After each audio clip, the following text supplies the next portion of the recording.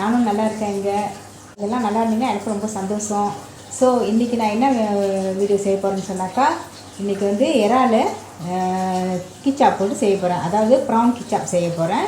வாங்க வீடியோவில் போய் பார்ப்போம். இது வந்து இறால் ப்ரானை விடாங்க பெருசாக இருக்குது பாருங்கள். நல்லா ஆஞ்சி மஞ்சள் போட்டு உப்பு போட்டு நல்லா கழுவி வச்சுருக்கேன். அதோட குடலையும் நம்ம எடுத்தாச்சு. ஏன்னா நம்ம வந்து முன்னெல்லாம் வெட்டி எல்லாம் எடுப்போம். இப்போ வந்து அந்த மாதிரிலாம் சும்மா இப்படி கிள்ளிட்டு அதோட நரம்பு எடுத்துடலாம். பாருங்கள் எப்படி இருக்குன்னு. அதுக்கு தேவையான அரைக்கிற பொருள் வந்து 2 சிராய், 2 பச்சை மிளகா, 2 பழுத்த மிளகா எல்லாம் வெட்டி வச்சுருக்கேன் அதை அரைக்கிறதுக்கு. தாளிப்புக்கு 2 பெரிய வெங்காயம் அரிஞ்சாச்சு. பூண்டு ஒரு 7 பூண்டு வந்து நல்லா நசுக்கி வெட்டி வச்சுருக்கேன். கருவேப்பிலை வந்து 2 கீத்து எடுத்து வச்சுருக்கேன். இஞ்சி வந்து தேவைப்படுற அளவில் ஒரு 1/2 இன்ச்சோ இல்லை 1 இன்ச்சோ உங்களுக்கு எவ்வளோக்கு தேவைப்படுதோ. சில பேர் இஞ்சி ரொம்ப சாப்பிடுவாங்க, அவங்களுக்கு தேவைப்படுச்சுன்னா அந்த மாதிரி நீங்கள் எடுத்து வச்சுக்கோங்க. ஒரு 1.5 டொமேட்டோ எடுத்து நல்லா அரிஞ்சு வச்சுக்கோங்க. ஜீரகம் 1 டீஸ்பூன், பெருஞ்சீரகம் 1 டீஸ்பூன் நல்லா இடித்து வச்சுருக்கேன்.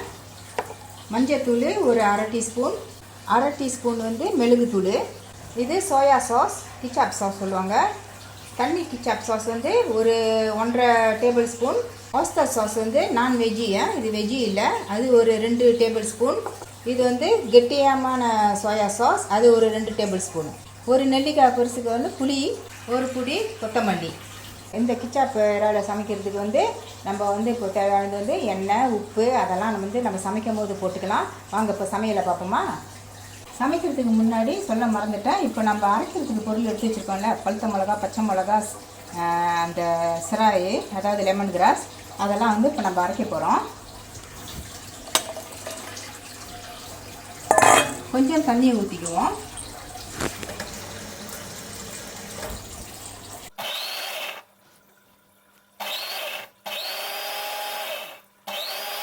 அரைச்சி எடுத்தாச்சு. இப்போ இதை பாருங்கள், இந்த மாதிரி ரொம்பவும் நெய்யை அரைக்க வேண்டாம், கொஞ்சம் ஒன்று பாதிமாக அரைச்சிச்சுன்னா கூட பரவாயில்ல. பாருங்கள், ஓகேங்க. அதுக்கு முன்னாடி நான் கொஞ்சம் முடியை கட்டிக்கிறேன். இல்லைன்னா இப்படியே நான் போயிட்டு சமைச்சேன்னா என் முடியெல்லாம் சட்டியில் தான் இருக்கும். ஓகேயா, வாங்க இப்போ நான் சமைக்கிறேன்.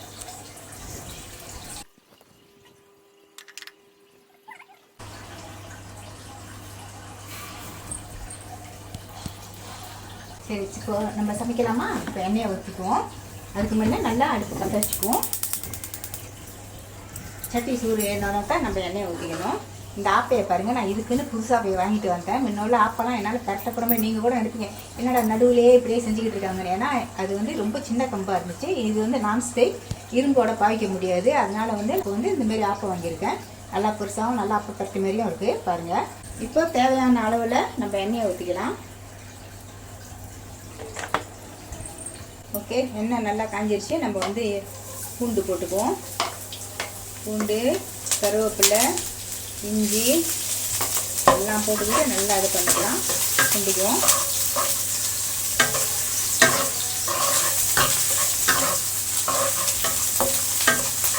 நல்ல வேலையா அம்மா அந்த ஆப்பையை வாங்கிட்டு வந்தேன். ஏன்னாக்கா பாரு எவ்வளோ சுலபமாக இருக்குது கரெக்டுறதுக்கு. அதெல்லாம் ரொம்ப கஷ்டப்பட்டுருப்பேன். இப்போ நம்ம வெங்காயத்தை போட்டுக்கலாம். வெங்காயம் வந்து நல்லா ஒரு பொன் நேரத்துக்கு வரணும். வெங்காயங்களாக எடுத்து கொஞ்சோண்டு உப்பு போட்டுக்குவோம். ஏன்னா உப்பு போட்டால் தான் நல்லா வதங்கும்.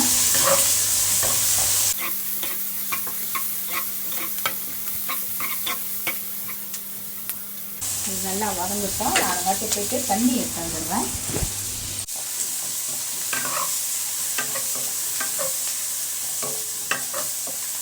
இந்த வெங்காயம் வந்து அரைக்கால் நம்ம எடுத்து சமைக்கிற வச்சுட்டா மக்கானால கொஞ்சம் நேரமாகிட்டா கூட அது வந்து ஊசி போயிடுது, நம்ம பாவிக்க முடியல.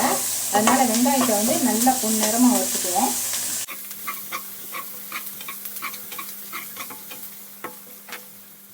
ஓகேங்க, இந்த நேரத்தை வந்து நம்ம டொமேட்டோ போட்டுக்கலாம்.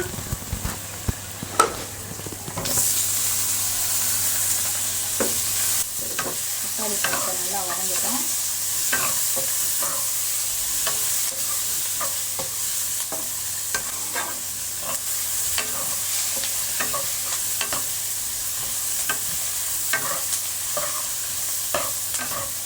இப்போ வந்து நம்ம அரைச்சி வைக்கிறத நம்ம இதில் ஊற்றிக்கலாம்.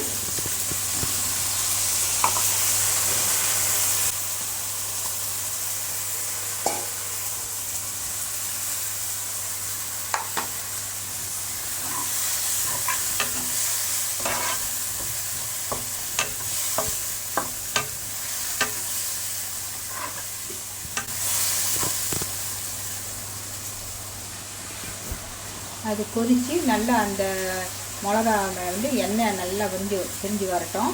அது எப்போ கொஞ்ச நேரம் நம்ம மூடி வச்சிடலாம். பாருங்க, நல்லா எண்ணெய் பிரிஞ்சு வந்துடுச்சு. இந்த நேரத்தில் வந்து நம்ம மஞ்சள் தூளும் போட்டுக்கலாம். இப்போ வந்து ஜீரகத்தூளும் பெருஞ்சீரகத்தூளும் போட்டுக்குவோம்.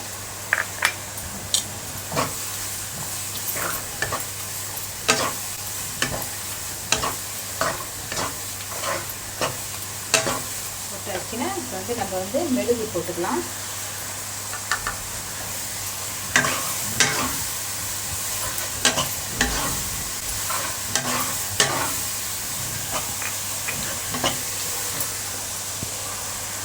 இந்த நேரத்தில் நம்ம வந்து ஆஞ்சி வச்ச அந்த இறாலை போட்டுக்குவோம்.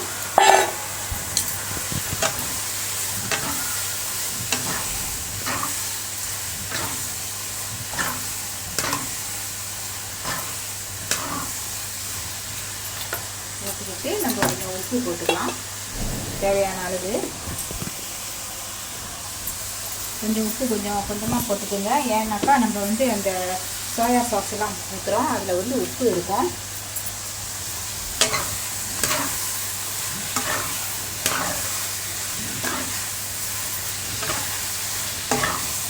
நான் வந்து எல்லாம் வதங்கிட்டு பிறகு ஏன் இந்த இறால பிரானை போடுறேன்னு சொன்னேன்னாக்கா, அது ரொம்பவும் வந்துச்சுன்னா அப்படியே மாவு மாதிரி புட்டா மாதிரி இருக்கும். நம்ம இந்த மாதிரி நம்ம வேக வச்சு எடுத்தோம்னா அது நல்லாயிருக்கும் சாப்பிட்றதுக்கும். நான் வந்து எல்லா சாஸையும் ஊற்ற போகிறேன். அதாவது அந்த கெட்டிமான அந்த சோயா சாஸ் எவ்வளோக்கு உங்களுக்கு வேணும்னாக்கா நீங்கள் கூட ஊற்றிக்கலாம். ஆனால் உப்பு பார்த்துக்கோங்க. இப்போ வந்து அந்த தண்ணி சோயா சாஸு,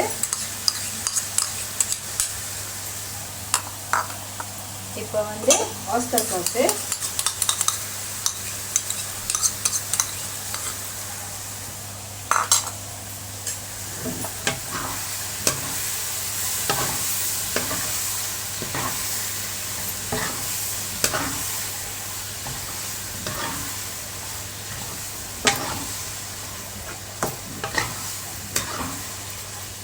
அப்புறம் இப்போ கொஞ்ச நேரம் செஞ்சு நம்ம புளியை கரைச்சி வச்சுக்குவோம்.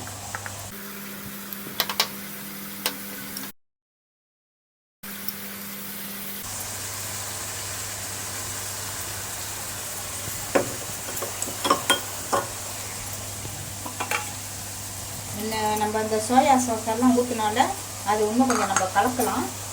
அது வந்து நல்லா அந்த மண்ணில் கொஞ்சம் தண்ணியை ஊற்றி கொஞ்சம் கலந்துக்கிட்டு அப்புறம் இதை ஊற்றிங்க, வேஸ்ட் பண்ணுவாங்க.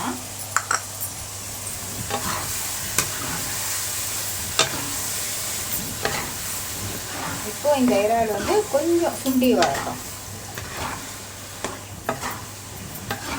என்னடா இது எப்போதும் நல்லா குழம்போட எடுப்பாங்க, இன்றைக்கி என்ன கொஞ்சம் சுண்டுட்டோன்னு பார்க்குறீங்களா? சுண்டுனாலும் பரவாயில்ல, ஏன்னா நான் ரசம் வச்சுருக்கேன். ரசத்தில் போட்டு சாப்பிட்லாம். இந்த கொத்தமல்லியும் நம்ம போட்டுக்கலாம்.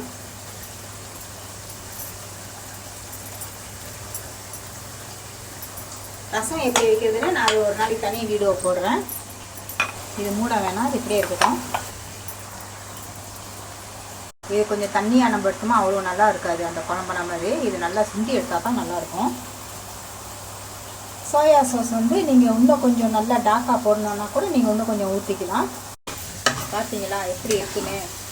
அதோட கலரு, அதோட வாசம் நம்ம அப்படியே கமாலிக்கு வாசம். இப்போ நான் வந்து உப்பு பார்க்க போகிறேன், உப்பு சரியாக இருக்கான்னு.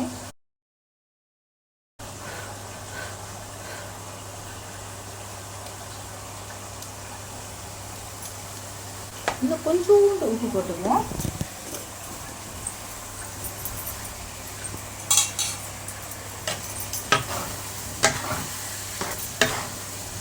பார்க்க போனால் இந்த மசாலாலே நம்ம வந்து சோறு கூட போட்டு சாப்பிடலாம். நல்லா கஞ்சி நல்லா விஷயமும் இருக்கும்.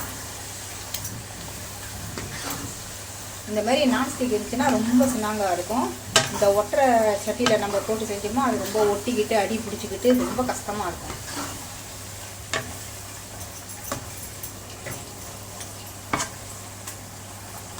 இல்லை உங்களுக்கு இப்படியே தான் நீங்கள் எடுத்து சாப்பிட்ணுன்னா கூட நீங்கள் சாப்பிட்டுக்கலாம். ஏன்னா நீங்கள் எதுவுமே குழம்பு பருப்பு கறியோ ரசமோ எதுவும் இல்லைனாக்கா நீங்கள் இந்த மாதிரி எடுத்து சாப்பிட்டுக்கலாம். அப்படி உங்களுக்கு வந்து கறி இந்த மாதிரிலாம் நீங்கள் வச்சுருந்தீங்கனாக்கா இது கொஞ்சம் நல்லா சுண்ட வச்சுக்கோங்க. நம்ம மலேசியாவில் வந்து நாசி லெம்மான்னு சொல்லுவாங்க. தேங்காய் பால் சோறு ஆக்கிட்டு இது வந்து நல்லா உரப்பாக செஞ்சு அதில் வச்சும் சாப்பிடலாம் பலா மாதிரி. அது இன்னொரு நாளைக்கு நான் உங்கள்கிட்ட வீடியோவில் செஞ்சு காணிக்கிறேன். பாருங்கள், நல்லா சுண்டிருச்சு. இதுக்கு மேலே சுண்டினாலும் நல்லா இருக்காது, நம்ம எடுத்துடலாம். இப்போ நம்ம வந்து அடுப்பு அமைச்சிக்குவோம். ஓகேங்க, இதுதாங்க நம்ம செஞ்சாச்சு. ஓகே, சமைச்சாச்சு, சுத்தம் வச்சாச்சு. இப்போ நம்ம சாப்பிட்டு பார்ப்போமா எப்படி இருக்குன்னு. நான் முதல்ல டேஸ்ட் தான் பண்ணேன் உப்பு இருக்காதுன்னு. ஒரே ஒரு இறால் எடுத்து சாப்பிட்டு பார்க்குறேன்.